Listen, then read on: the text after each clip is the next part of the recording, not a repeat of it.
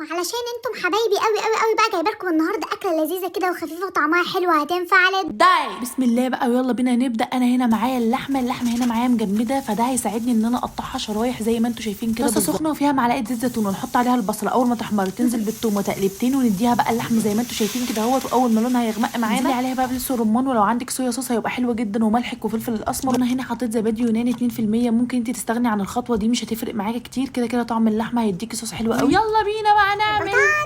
هنسلق البطاطس مكعبات صغيره عشان ده هيدينا نتيجه افضل. واول ما تستوي معانا بقى نحطها في مصفى زي ما انتم شايفين كده، ونبدا بقى نهرسها لحد ما تطلع معانا بالشكل الحلو اللي انتم شايفينه ده. ننزل عليها بمعلقه زيت زيتون ورشه ملح ورشه فلفل اسمر، ونحط لها نص كوبايه من اللبن، مش كريمه لباني عشان احنا عاملين دايت، هنحط بس نص كوبايه من اللبن وهتدينا بقى الشكل الكريمي اللي انتم شايفينه ده. يعني بجد طعمها يا خرابي يا خرابي على الطعم. نبدا بقى نغرف اللحمه بتاعتنا ومعاهم شويه قرنبيط كده وشويه بروكلي. كانت معاكم الشيفه دودي.